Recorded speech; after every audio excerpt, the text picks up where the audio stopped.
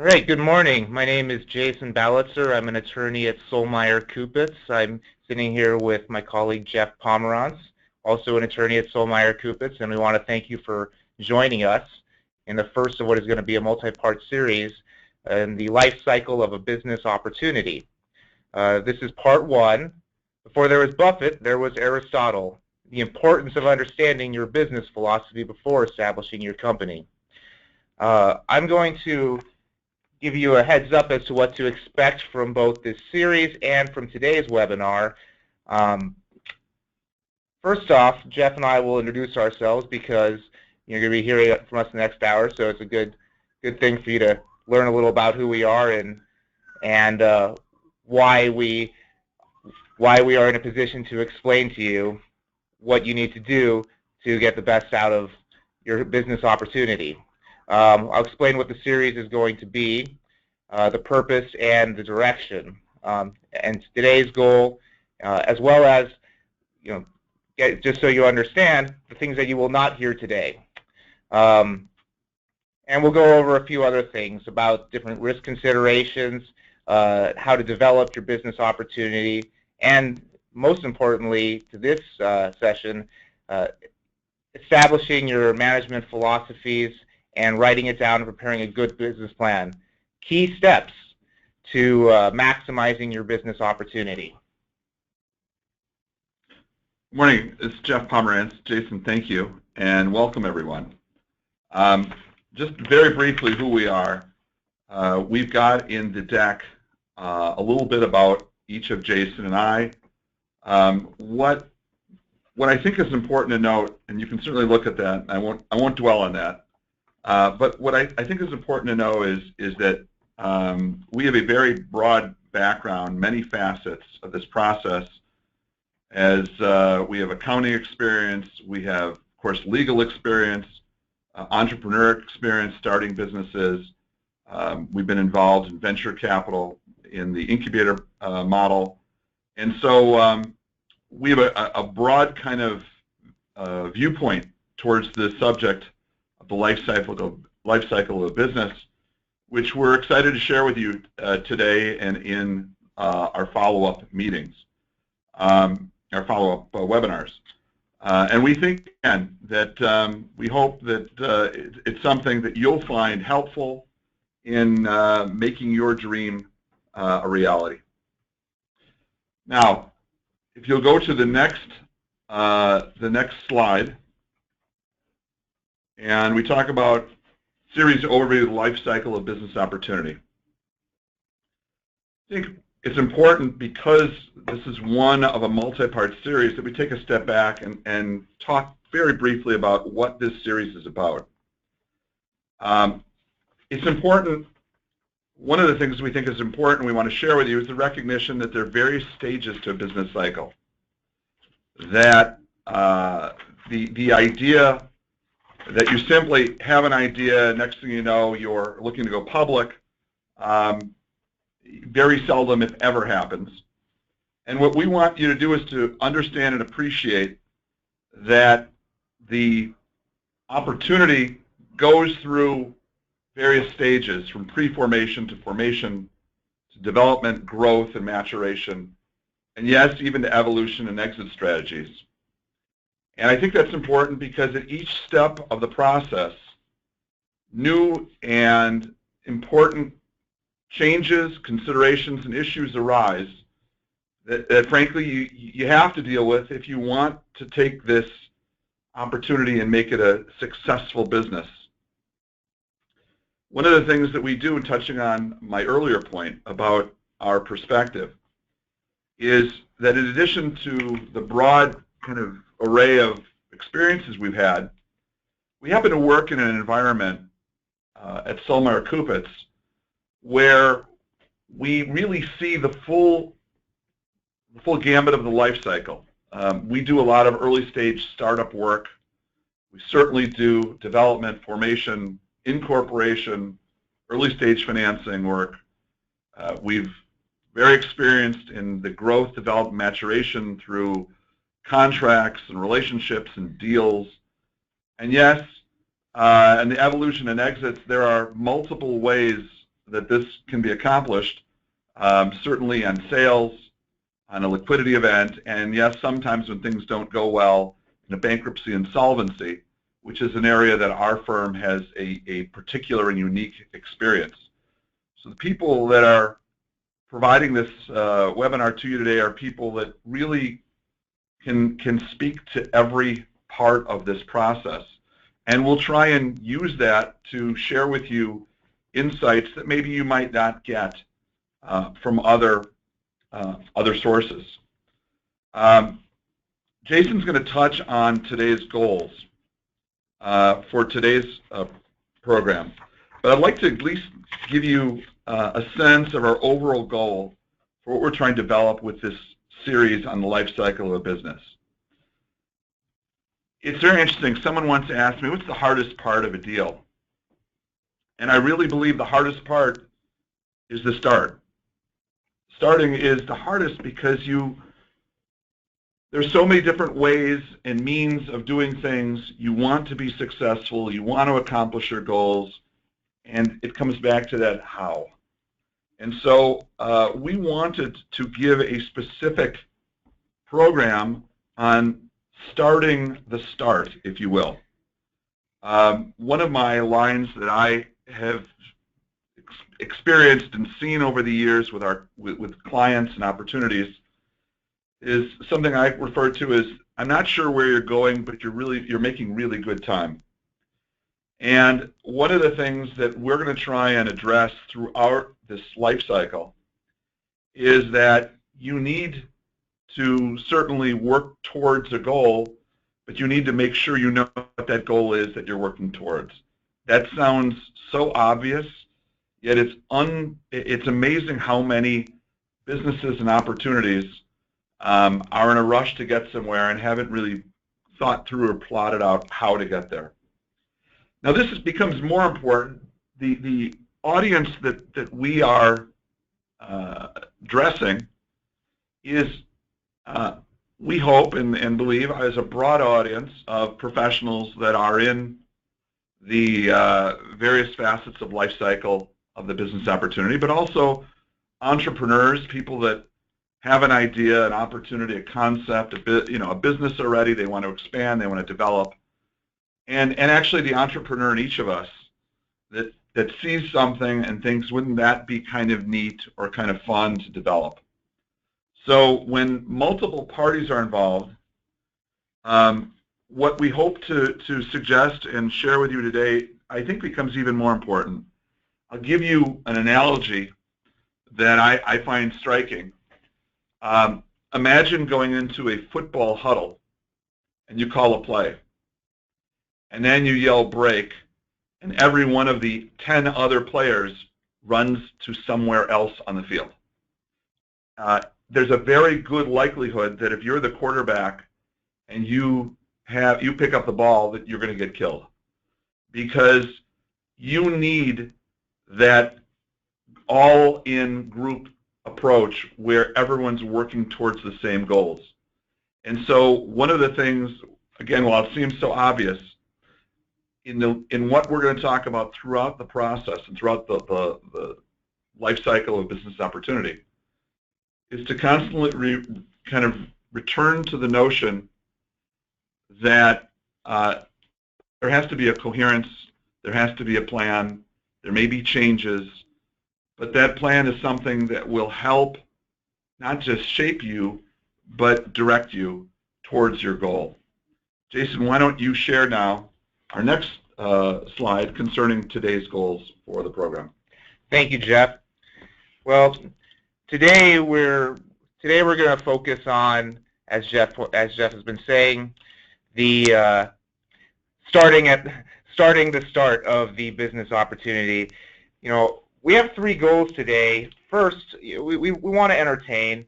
Our goal in the next 60 minutes is to share both insights and thoughts that will make you think what you may have done both right and wrong in the past, and what you need to do in the future at the very beginning of the beginning.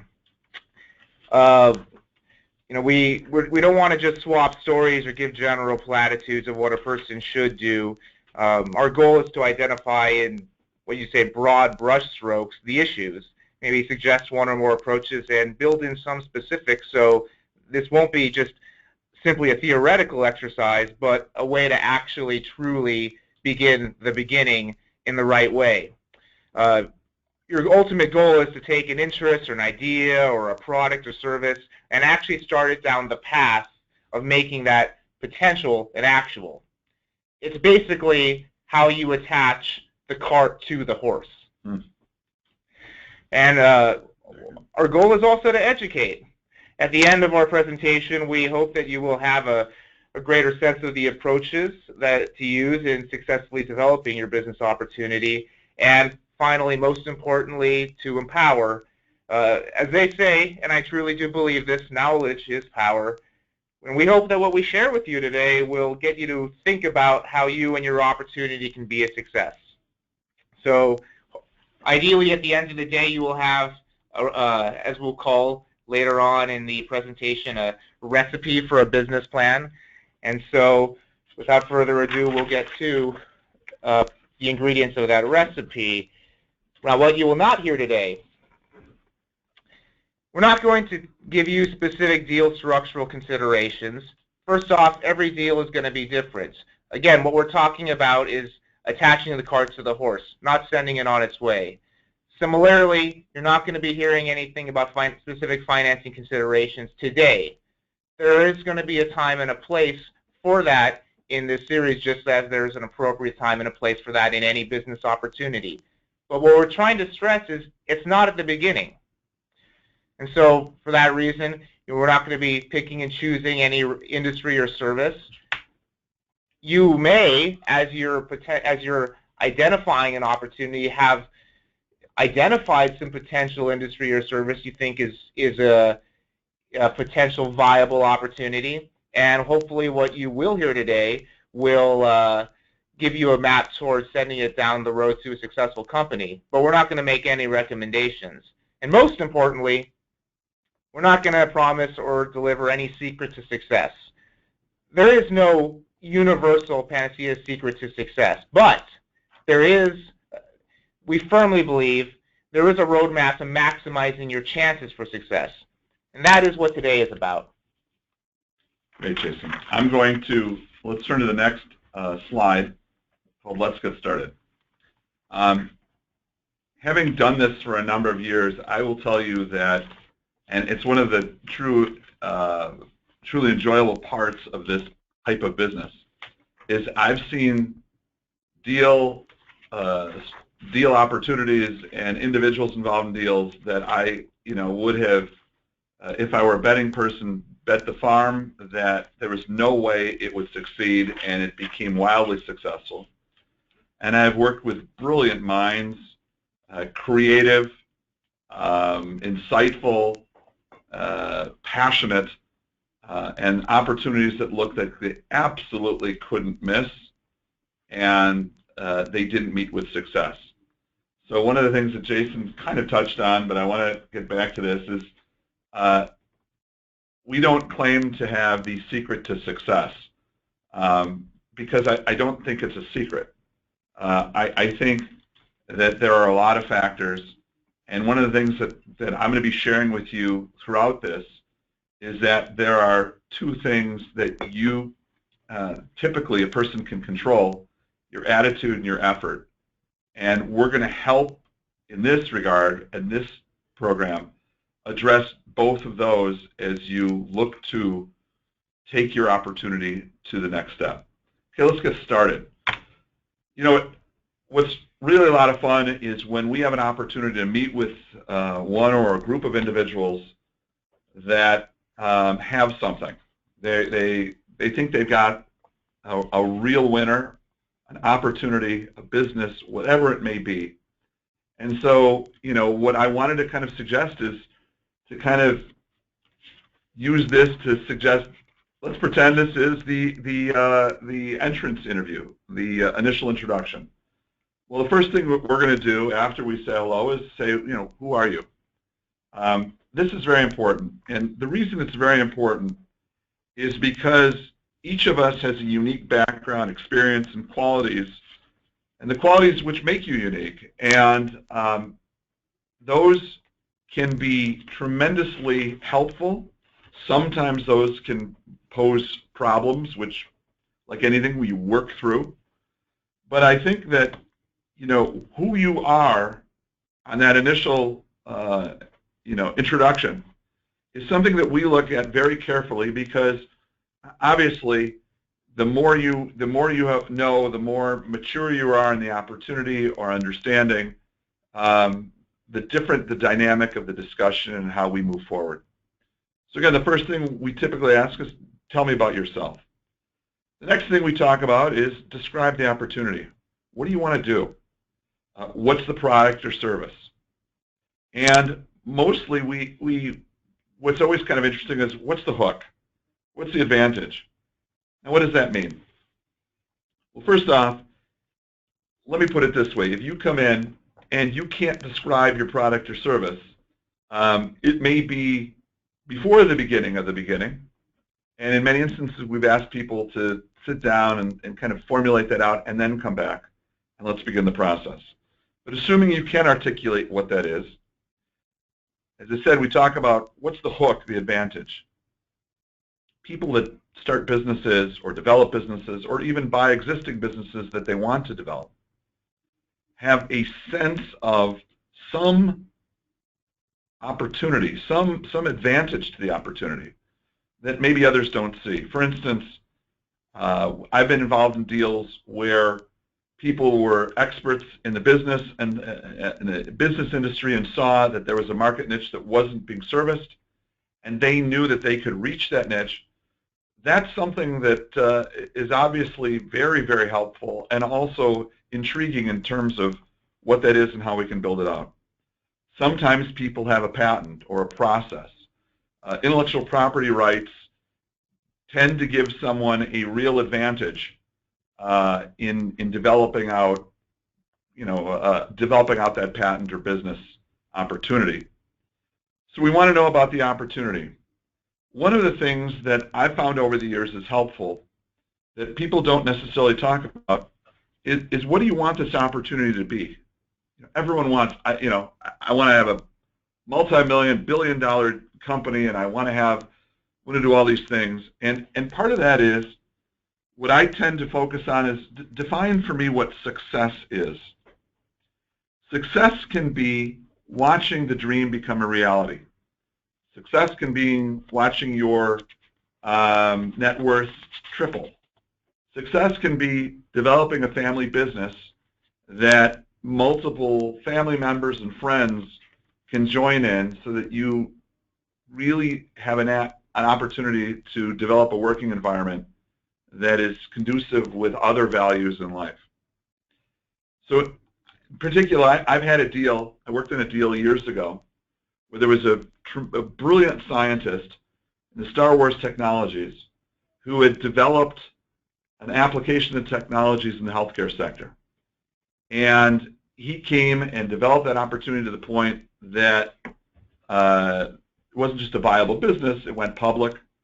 I think Goldman Sachs and others took them public. They were very successful.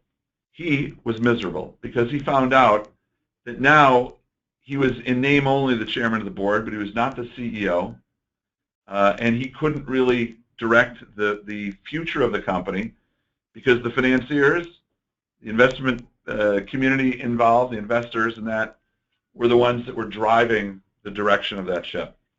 So even though he achieved what people might refer to as the ultimate success, he wanted a different type of success.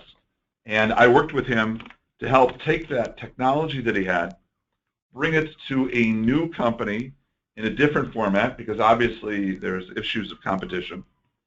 And he's built out a business now that measures success by the fact that it's financially doing well, but more importantly, in that it allows him to employ family and friends, which was a goal of his from the get-go. So again, how do you define success is extremely important and needs to be thought about at this early stage. The other thing that we tend to look at when we're counseling people in this area is this your day job or is this a hobby? And that doesn't mean that if it's just a hobby, it can't be wildly successful. But what it tends to speak to is going back to the initial thing I asked, which is, who are you? If it is your day job, you tend to know more people, have a better understanding, understand the benefits, the niche opportunities, perhaps, again, better financing, better operations, whatever the case may be. It's a different starting point than a hobby, even though you may know the hobby incredibly well. I think it's also important at this point that I don't want to paint a pie-in-the-sky approach. You need to, at the early stage, when getting started, understand what are the impediments to moving forward. Sometimes there are legal impediments. You're in an area that's insanely regulated. There are licensing issues. I know people, and we've represented someone that has is looking to get a license to have a business providing or selling cannabis in one of those states that now permits that. The regulatory and licensing process significantly bars the opportunity to participate if you're not one of those parties that's fortunate to have a license. Another thing that one needs to think about, and at this point, again, or not even think about, acknowledge, is that there are financial impediments. I'm working with someone who is really excited about a technology related to water, to providing water to a much-needed Southern California. And the amount of money needed to develop this technology may be in the hundreds of millions to billions. While there are people that presumably could make this happen, he has to recognize that he has a tougher road to hoe, and certainly going at it alone may not be the appropriate approach. And again, you have other considerations which we'll touch on and which you will touch on as you begin to undertake this process. One of which is, and we'll talk about it later, you need to think about your team. No person is an island, and sometimes a collective body can accomplish what individuals simply can't. So, Jason, what I'd like to suggest is now we perhaps address something that I hear from time to time with confusion regarding risks, and in particular, business and investment risks. Thank you, Jeff. You know, a lot of times when people are trying to figure out where to take this opportunity, they're evaluating investment risk, which is the risk associated with doing the best for your business, doing the best for your company. Do I want to enter into this lease? Do I want to offer this product?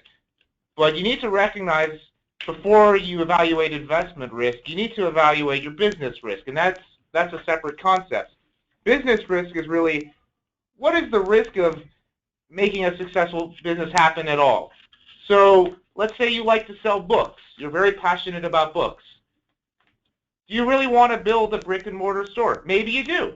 Maybe that's something that you have your heart set on. But you need to evaluate the risks of that in light of the world in which we live today.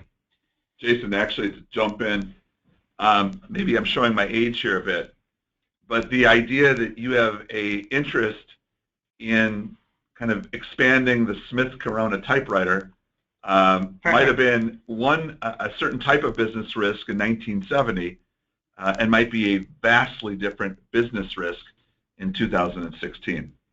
That's right. Just as important as recognizing these different kind of risks is appreciating the difference between a process and an event. This is important for anybody that wants to maximize their opportunity, because so often somebody envision their opportunity and say, I'm starting my business, I'm taking off, and they want to go from 0 to 60. As a colleague who I respect very much has said, you want an event? Play the lottery. Or win the lottery. Or win the lottery, exactly. Maximizing your business opportunity is a process. That cannot be stressed enough. The real key is managing the process. It's The Warren Buffett admonition.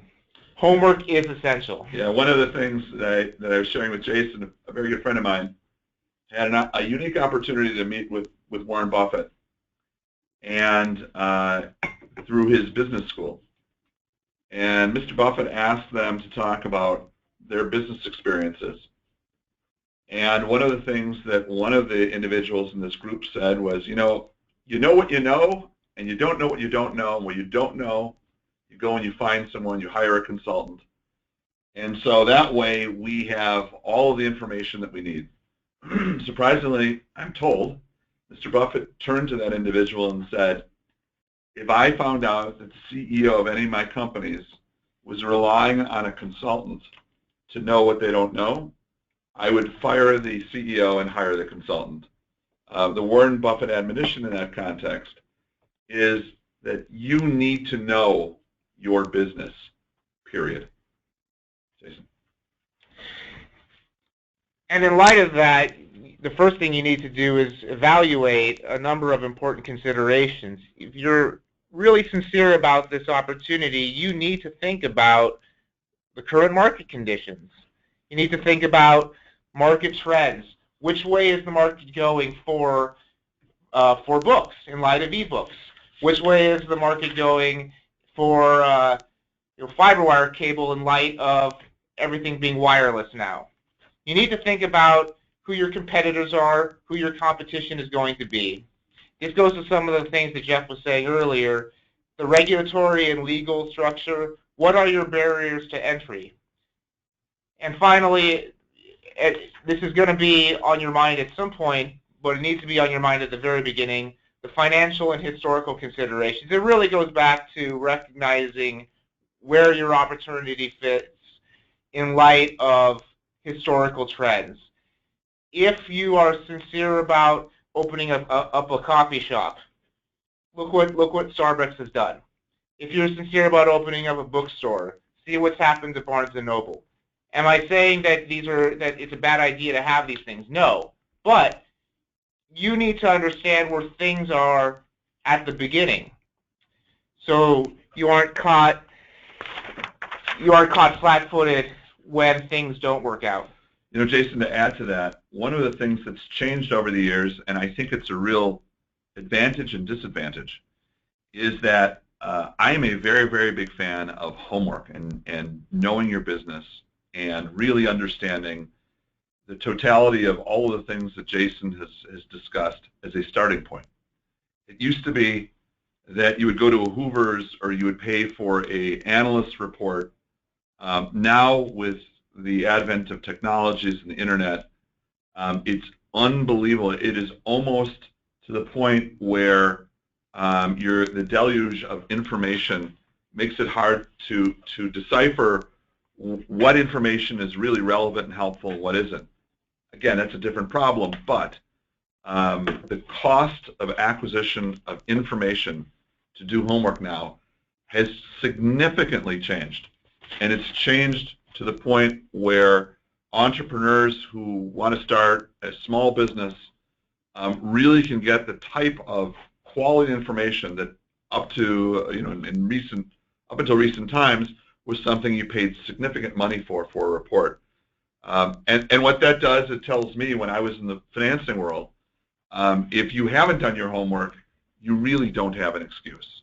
So again, touching a little bit, or kind of following up on what Jason had said, I am a very, very big fan of knowing your opportunity, knowing what's out there, at least as a starting point to help you move forward in this process. And with all those considerations in mind, how to actually turn that into a successful strategy begins with developing a business overview. It is ultimately going to be brought down to a business plan, but the first thing you need to do is put on your thinking cap. We'll be talking about management philosophies in a moment, but before you even get there, you need to think long and hard about where your business is going to be at the beginning and also where it's going to be in the immediate future and maybe even in the distant future. So you think about the products that you're going to or the products or services you're going to offer. Where do they fit in the market now? What potential expansion is there? You need to think about who your customers and clients are going to be. If your customer is a government agency, you're going to make different. You're going to have a very different structure probably than if you're selling things online or you're selling things to customers overseas.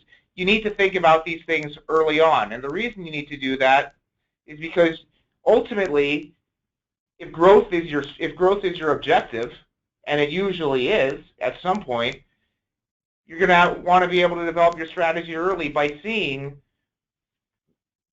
what customers you're going to sell to, what potential clients you're going to obtain, and what products or services you may have now or may be able to develop in the future. Jason, to kind of add to that, we represented a company here that provided linens and towels, and their client were the big, the Walmarts, the Kmarts, the Costcos, the Targets. And I say this because most people would look at that and say that's the winning formula. You have those types of opportunities, and certainly in many, many instances they are.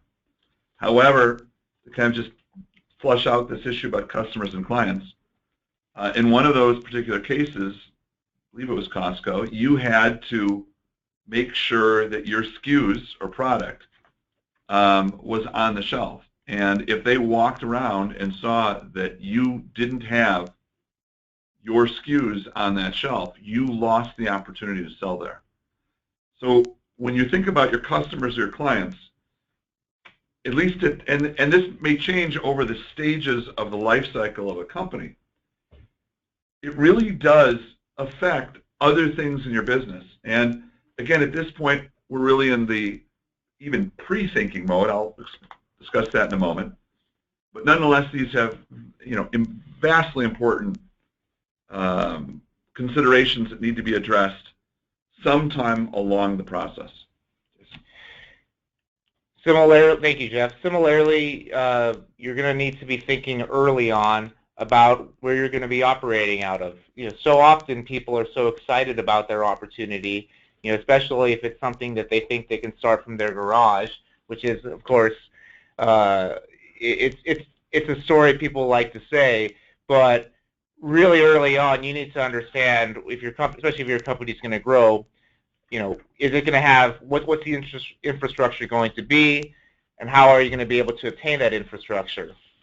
And you're going to need to think about, at the end of the day, human resources. Who are your employees going to be? How many are you going to need? Again, this cannot be stressed enough that you don't want to be caught flat-footed with those needs in the middle of once you're on the road. These are the things that you need to think about as you're attaching the cart to the horse. The next slide we'd like you to look at is entitled Management Philosophies. It may seem kind of ironic that we are in a performance-based business, and performance generally requires action. And yet, as I alluded to earlier, I don't know where I'm going, but I'm making good time. There is a time to act, and there is a time to think and reflect. And what we would like to strongly urge all entrepreneurs, whether it's a technology, whether it's a new product, whether it's an existing product, but if it's their new opportunity, that all the things we've talked about before now become much more thought out and thought through. Give me an example. I say this because I just did this last night with my daughter. If you recall, when we were in grade school, we had those long word problems in algebra, which most of us, quite honestly, tried to get through so we get to the other problems. And in this particular example, there was a number of parts to it It actually involves something regarding profit. If you buy an item for a certain price and you want to mark it down for marketing purposes, you want to discount it by a certain amount, there is a tax of 9.5%, and you want to achieve a profit of X percent. And they give you some numbers, and you have to fill in and figure out those other numbers. It illustrates something that, quite honestly, we love to do, and that you as an entrepreneur and advisor need to do. And that is, you need to think it through before you just put down numbers. You can't just start writing.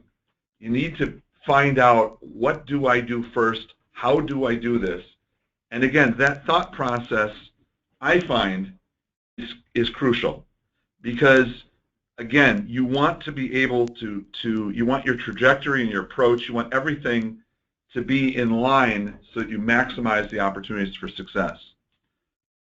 Again, one of the things that you'll hear me talk about in this and the other series, the other programs in our series, is, of course, you need to work hard. I'm a very big fan of that. But you also, I want to qualify that, you need to work smart. You need to think about not just what you're going to do, but how perhaps is a better way for you to do it. One of the other things to think about is you need to experience, and I do believe in this, the concept of visualization, which comes before the actual. It may not be the actual, but it's nonetheless a good starting point for moving forward. So you come in, you say, okay, I'm thinking about this, I want to develop strategies. Well, yeah, that sounds great. What is a strategy? A strategy is really, in its simplest form, how you intend to do something before you do it. Why? Why do you need these strategies? Quite simple. I think it's because you want to maximize your success. So there's the types of strategies that one should consider. Your operating strategy, how are you going to run your business? Your growth strategy, how are you going to grow your business? The services and products, what's the mix of product and services? Is there an initial mix and a later mix depending upon growth and development? Classic example, one of the best examples, is the iPod and how it's morphed to so much more than it was when we first got it, I think sometime back in the 90s. You very, very much want to understand your competitive and develop a competitive strategy. Again, a strategy is, how do you intend to do something before you do it? How will you not just compete, but conquer? And there are parts to that. There's the marketing approach. How do you want to market your business? There's the pricing approach. How do you want to price your product or service? And I'll tell you, I know we're jumping around just a little bit, but to give you a flavor of why this may have bearing, is that I've been involved in a number of deals where we go out and raise financing. And the financiers, in this case the venture capitalists, will listen, and the entrepreneurs will say, you know, we want to start pricing low so we get market share. And then once we get market share, we're going to raise the price and expand, and the return on investment will be fantastic. Well, the financier is thinking just the opposite. And that is, whatever price you start is probably the top price. And the price will really erode. So your vision and your strategy, which may sound and may work well, may not fit with the financial strategy of that particular investor. So again, marketing and pricing. You also want to think about advertising. How do you intend to roll out this new opportunity? And lastly, and something that really should not be swept under the rug, and that's compensation. How do you intend to make sure that this success is not just a success for the business, but a success for you? I have seen a number of deals where the early stage opportunities yield results down the road, but initially the entrepreneur or the founder has to go it alone financially, meaning they have to work up the real value of their business and don't get to receive certain compensation until liquidity events occur. So again, in terms of management philosophies, you know, we talked about Buffett and Aristotle. I'm not aware of any successful business Aristotle started. I am aware of a number that Buffett has acquired and certainly expanded. But nonetheless, the concept of being a philosopher and going at a philosophic approach to this, I think is something that is helpful for most of us in moving forward with the opportunity. The next thing I want to discuss is something that's actually very close to my heart. It's called the importance of writing. I saw this firsthand when I was in law school. My third year, I had the good fortune of teaching writing and advocacy. And as someone in the legal, accounting, and financial world, we do a lot of writing. I can't stress enough the importance of writing. By the way, this is on the next slide entitled The Importance of Writing. The writing is profoundly important because you need to articulate your vision. Thinking can lead to more thinking, but it needs to lead, and that's one of the things that we think is very important and why we wanted to discuss this with you, share this with you today. Thinking needs to lead to doing. Well, what's the first thing you do? The first thing you do is you write. In deals involving multiple parties, you have not just yourself, but a team of people that have come together because they think the collective body will have an opportunity or advantage to make an opportunity work. Well, in those cases, you really need to write. And why do you need to write? Because the best and perhaps the only way to make sure that, if you will, all the oars are in the water moving towards the same direction is to know that you've seen it in writing, that you've had a chance to read it and understand it, embrace it, and it works. Okay, so we talk about the first writing. I'm going to refer to that today as the business plan. We're going to talk about certain things that Jason will address, certain things that we think should be on it, you may want to put on it. But the business plan that I'm talking about right now is nothing more than any written discussion focusing on the business of the opportunity. Laffer came up with the Laffer curve, I understand, on a McDonald's napkin. So I'm not naive to think that it can occur in many different forms. Certainly electronic today is something we didn't do a number of years ago. But nonetheless, the idea that you put something in writing concerning your business. So is it relevant today? Because again, as I mentioned, when I first started out practicing, if you wanted anyone to get any interest in your company or opportunity, you had to write a plan. And sometimes that plan was an executive summary, a couple of pages, 2-3 pages. Sometimes it was a full book. But it was the way that you got your opportunity to before people that might be able to help them, build this opportunity to success. There's also, again, the relevance today, as we'll talk about in other and following programs. There's very much in the financing area. There is a need. Sometimes it's essential that you provide information in writing to satisfy what they call 10b-5 liability. Again, that's for a subsequent day. But nonetheless, there is relevance to it. We've done deals, and we refer to it. We always refer to it. Used to refer to it as shopping book. But there's no one way of doing it. There's no one format. But nonetheless, it's tremendously important. I will share with you one, if you will, war story. I decided with a group to help acquire a healthcare company in 1993. At the time, my assets were fairly de minimis, and I hadn't done my first deal alone. I'd worked with other people on deals, but this is was my first foray into this process. So we wrote a book. We did our homework. We sent it out to, I think, 300 different financing sources.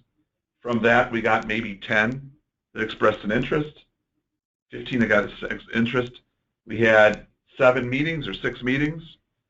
We had 3 really follow-up substantive meetings, and we got our financing through that plan. And what I recognized and what I had to address was that question, who are you and why should I invest in this opportunity? And my response is, I can tell you about myself and my skills, but I think what you really want to look at is focus on the plan and why the approach and the opportunity is one that merits your attention. So I have seen firsthand the importance of a business plan in its various forms, and it still has tremendous importance today. One of the things I just want to touch on is, what is it designed to accomplish? What is this writing called, we call a business plan, designed to accomplish? There's a misconception that it's only for outsiders, it's only for financing, it's only for those people that want to put money in your business or want to perhaps buy your product. They want to see who you are. Yes, it is needed for outsiders. And again, there may be financial, operational, legal considerations. But again, that, as we'll talk about, depends really on where you are in the life cycle. I will tell you that in my experience over the years, and I founded a company called Genesis Capital that did early stage transactions, and I think it's more important for insiders to create a plan in writing. And the reason is it allows them to see their vision and to be able to test assumptions that's part of that. Let me give you a very quick example. Saw a deal once, and I'm making up these numbers. The numbers aren't exact, but let's say the sales cycle, an opportunity, is a 6 months per salesperson sales cycle. The average sale is $1,000 per sale. So you have your projected salespeople. You're going to have a team of 5. So based on that, you should have an initial projected annual sales of $10,000, which is, again, 2 sales per salesperson per year, $1,000 per sale, and there are 5 salespeople. So now you look at the business plan, and what do you know? Your sales projections are $50,000. So you know something is off. I can't tell you how many times we've seen this and done this and worked with people, whether we've written them, reviewed them, helped revise them. It is absolutely imperative that that piece, that business plan, that initial writing, be there for the insiders, because what it does is it forces you to look in the mirror and see what you think you see is indeed what you are seeing. One other thing to note, who is the author on these plans? It doesn't always have to be the entrepreneur or the visionary. But it has to be, as with anything in writing, it has to be coherent, it has to be logical, it has to be compelling, and it's critical that if there's a team play, that everyone gets input. Jason, why don't you go into a little bit more depth on specific aspects of a traditional business plan? Thank you, Jeff. Yes, as I'm sure you could tell from what we've been saying, every business plan will be inherently different because every opportunity is inherently different. But a successful business, a successful opportunity is brought about by the preparation of a good business plan. And in our experience, a good business plan is going to have some or all of the topics below. First, it's going to identify the company. Who am I? And it's going to identify the business opportunity. What is the opportunity that I'm seeing? And it's going to identify the market, as well as the products or services. Why is the market right, and why should you use my product to enter the market? Remember, the development of a business plan is important for all the reasons Jeff said, namely it makes sure that all the oars are being rowed at the same time. It makes sure that everybody's heading in the same direction. But it's also important to potential investors. It's the clothes your business wears to a job interview.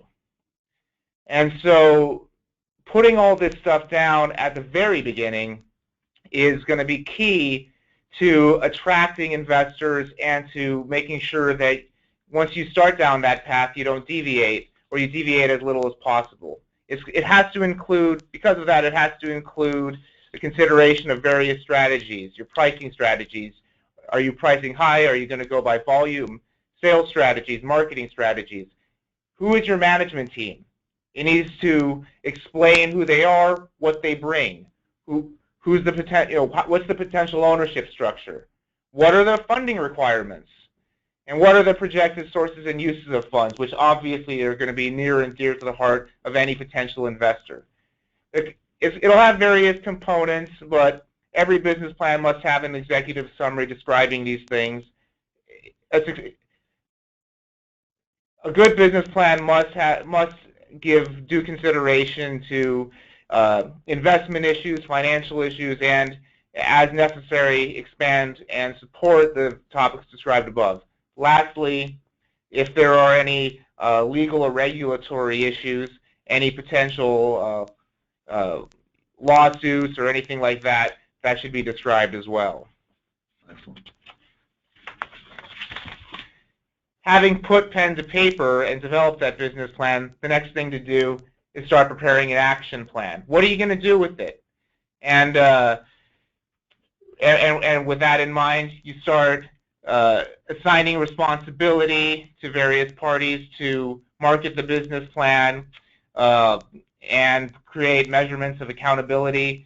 And then, as necessary, once the plan is being marketed, you're going to have to revisit it. You're going to have to tweak it. But doing all this at the beginning is going to ensure that you are maximizing your chance of success down the road. And you'll have to keep in mind any particular time sensitivities that arise. A lot of times these opportunities, they come and go pretty quickly. And that is, I think, why people like to treat their opportunity as an event instead of a process.